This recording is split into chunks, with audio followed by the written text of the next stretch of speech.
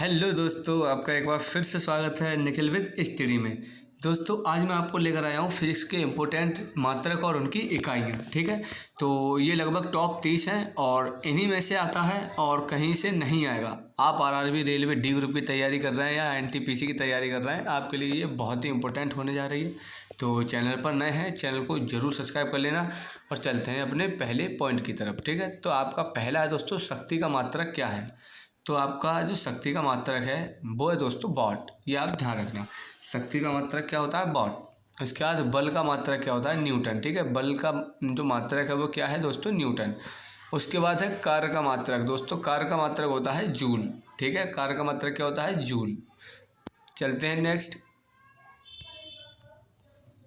चालक की विद्युत प्रतिरोधकता की मात्रा होता है दोस्तों ओम। तो कुल मिला के विद्युत प्रतिरोधकता का मात्रक कौन होता है, ओम। ये आपको ध्यान रखना है। उसके बाद प्रकाश वर्ष इकाई। दोस्तों, एक प्रकाश, ये दोस्तों प्रकाश होता है। ठीक है, ये नहीं होगा यार। तो दोस्तों, प्रकाश वर्ष इकाई होती है दोस्तों दूरी का। ठीक है, तो दूरी किसका मात्रक है, प्रकाश वर्ष इकाई की दोस्तों। ठीक है, और प्रकाश वर्ष जो है दोस्तों निर्वात में, ठीक है, निर्वात में प्रकाश की चाल के बारे में बताई जा रही है। निर्वात मतलब दोस्तों क्या होता है, मैं आपको बताता हूँ। निर्वात का मतलब होता है जहाँ पर कोई भी हवा वगैरह कुछ भी ना हो। ठीक है, उसको, जैसे कि अंतरिक्ष। उसके बाद चलते हैं नेक्स्ट। प्रकाश वर्ष बराबर वह दूरी जो प्रकाश एक वर्ष में तय करता है। ठीक है, इसको प्रकाश वर्ष दूरी कहते हैं। जो भी सूरज का जो प्रकाश होता है वो एक वर्ष में जितनी दूरी तय करता है उसी को प्रकाश वर्ष कहते हैं। ठीक है, उसके बाद चलते हैं। एक पारसेक तारों संबंधी दूरियां मापने का मात्रक बराबर है दोस्तों किसके, 3.25 प्रकाश वर्ष दूरी के। ठीक है, तो आपसे कोई पूछे कि जो एक पारसेक है या तारों संबंधी जो दूरियां मापने का जो मात्रक है वो किसके बराबर है, तो दोस्तों 3.25 प्रकाश वर्ष के बराबर है। ये आपको ध्यान रखना है। और पारसेक का दोस्तों मात्रक क्या होता है, जैसे हम एसआई मात्रक बोलते हैं, वो होती है दूरी। तो पारसेक का जो है इकाई क्या होगा, इकाई आपकी क्या होगी, दूरी। और उसके बाद एम्पियर मापने की इकाई क्या होती है दोस्तों, करंट। तो एम्पियर मापने की इकाई क्या होती है दोस्तों, करंट। ठीक है, उसके बाद मेगावाट। दोस्तों, ये मेगा है, थोड़ी गलत टाइपिंग हो गई है इसमें पीडीएफ में, ये है मेगा। मेगावाट बिजली, वाट ऐसे लिखा जाता है। बिजली के नापने की इकाई जो है वो उत्पादित की जाती है।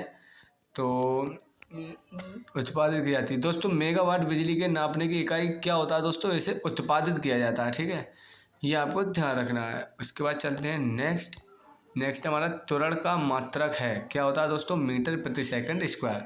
ऐसे लिखते हैं, मीटर प्रति, आपको मैं लिखकर बता रहा हूँ, मीटर इस तरीके से एम प्रति सेकंड और इसका स्क्वायर। ठीक है, इस तरीके से होता है। ठीक है, उसके बाद दोस्तों आपका ऊष्मा का मात्रक। दोस्तों, ऊष्मा का मात्रक होता है कैलोरी। ठीक है, ऊष्मा का मात्रक क्या होता है दोस्तों, कैलोरी। ये आपको ध्यान रखना है। चलते हैं नेक्स्ट। समुद्री जहाज की गति मापी जाती है। ठीक है, समुद्री जहाज की गति मापी जाती है नॉट में। किस में नापी जाती है, नॉट में। ये आपको ध्यान रखना है, समुद्री जहाज की गति मापी जाती है किस में, नॉट में। चलते हैं नेक्स्ट। नौ संचालन का मात्रक है दोस्तों नॉटिकल मील। ठीक है, जो नौ संचालन का जो मात्रक होता है वो होता है नॉटिकल मील, और इसी को जो है नॉट में नापी जाती है। ठीक है, उसके बाद विभवांतर का मात्रक है दोस्तों वोल्ट। विभवांतर का मात्रक क्या होता है, वोल्ट। ये आपको ध्यान रखना है। उसके बाद नेक्स्ट है प्रकाश के तरंगदैर्ध्य का मात्रक है। प्रकाश के तरंगदैर्ध्य का मात्रक है दोस्तों, क्या होगा, आपका होगा एंगस्ट्रॉन। प्रकाश का मात्रक क्या होता है दोस्तों, प्रकाश तरंगदैर्ध्य का मात्रक होता है एंगस्ट्रॉन। ये आपको ध्यान रखना है। चलते हैं नेक्स्ट। एक हॉर्स पावर में कितने वाट होते हैं, तो एक हॉर्स पावर में दोस्तों 746 जो है वाट होते हैं। आपको ध्यान रखना है। उसके बाद है ऊर्जा का मात्रक क्या है, ऊर्जा का मात्रक होता है दोस्तों जूल। ठीक है, चलते हैं नेक्स्ट है दाब का मात्रक, पास्कल। दाब का मात्रक क्या होता है दोस्तों, पास्कल। पास्कल में जो है विद्युत मतलब आपका जो दाब होता है, प्रेशर, उसको नापा जाता है या मापा जाता है। उच्च वेग को प्रदर्शित करता है मैक। दोस्तों, क्या करता है, मैक। उच्च वेग को प्रदर्शित करता है मैक। उसके बाद ध्वनि की प्रबलता की मात्रक है डेसिबल। दोस्तों, डीबी जैसे कहते हैं, डेसिबल। ठीक है, ध्वनि की प्रबलता की मात्रक होता है डेसिबल, जैसे डीबी कहते हैं। आपने आईपीएल में देखा होगा कि 127 डीबी की साउंड या 128 डीबी की साउंड इसी तरीके से शक्ति की इकाई है दोस्तों, शक्ति की इकाई क्या होती है, अश्व शक्ति, हॉर्स पावर, ठीक है। शक्ति की इकाई होती है अश्व शक्ति। उसके बाद नौ संचालन में दूरी की इकाई दोस्तों समुद्री मील जिसे कहते हैं, उसे समुद्री मील कहते हैं। क्यूसेक में मापा जाता है जल का बहाव, ठीक है। क्यूसेक में जो है जल का बहाव मापा जाता है, ठीक है। उसके बाद चलते हैं नेक्स्ट, ओजोन परत की ऊंचाई मापी जाती है दोस्तों डॉप्सन में, ये आपको ध्यान रखना है। ये जो है एक साइंटिस्ट है जिनका नाम डॉप्सन था। तो ओजोन परत की ऊंचाई मापी जाती है डॉप्सन में। महासागर में डूबी हुई वस्तुओं की स्थिति जानने के लिए यंत्र का प्रयोग करते हैं सोनार।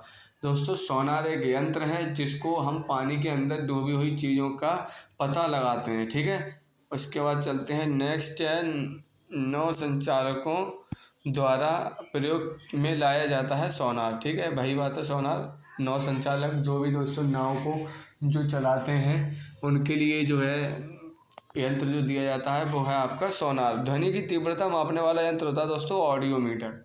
आप देख सकते हैं ऑडियो ध्वनि बात एक ही है ना, तो आप ऑडियो में सुनते हैं गानों को, तो उसे जो है किस में नापा जाता है, ध्वनि को ऑडियोमीटर में। उसके बाद वायु की चाल मापने वाला यंत्र होता है एनीमोमीटर, ये आपको ध्यान रखना है। जो है वायु की जो चाल होती है उसे एनीमोमीटर में मापा जाता है। उसके बाद आता है नेक्स्ट हमारा विद्युत प्रतिरोधक का मात्रक है ओम। विद्युत प्रतिरोधक का मात्रक क्या है, ओम। और विद्युत आवेश का मात्रक कूलाम, जो कि आपने 11th में पढ़ा होगा, ठीक है। उसके बाद करंट का मात्रक है दोस्तों एम्पियर, ठीक है। उसके बाद चलते हैं नेक्स्ट, लंबाई की न्यूनतम इकाई दोस्तों वो फर्मी मीटर, लंबाई की न्यूनतम इकाई फर्मी मीटर। और एक चीज़ और हो सकती है दोस्तों इसमें मैं आपको बताऊं, एक चीज़ और हो सकती है, जैसे लंबाई की न्यूनतम इकाई तो हो गई फर्मी मीटर, और अगर किलोमीटर की इकाई पूछा जाए तो मीटर होता है, ठीक है। और भूकंप की तीव्रता मापी जाती है रिक्टर पैमाने पर। भूकंप की जो तीव्रता है वो रिक्टर पैमाने पर, ये रिक्टर पैमाना है, इससे जो है भूकंप की तीव्रता नापी जाती है। उसके बाद जो है डॉप्सन इकाई का प्रयोग किया जाता है दोस्तों, इसके बीच में जो है एक गैप है, किया जाता है, उसे बोलते हैं ओजोन परत, ठीक है।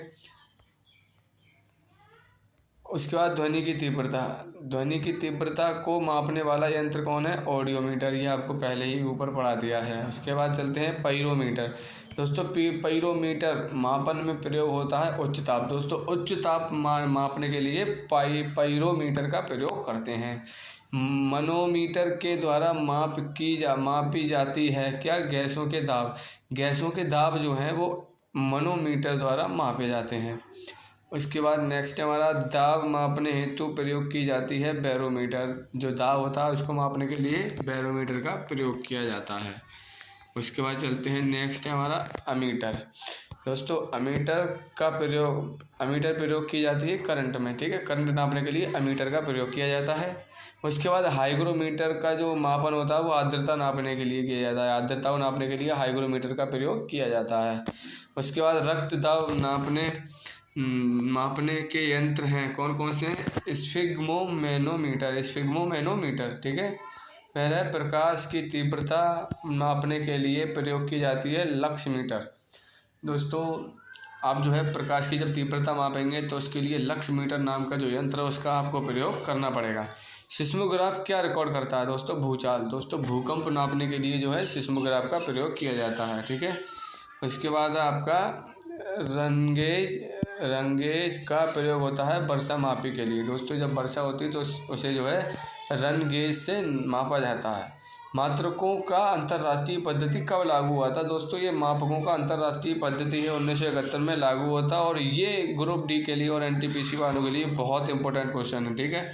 तो इसके आगे वेरी आप लगा लेना। उसके बाद चलते हैं नेक्स्ट क्वेश्चन पर। एसआई पद्धति में लेंस की शक्ति का मात्रक है डायोप्टर, ठीक है।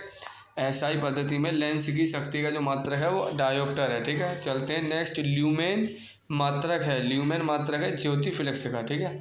तो ज्योति फ्लक्स वाला भी इम्पोर्टेंट है। तो दोस्तों ल्यूमेन मात्रक किसका है, ज्योति फ्लक्स का।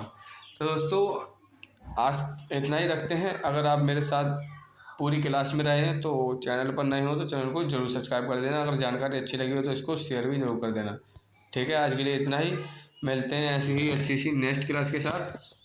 तो जय हिंद, जय भारत।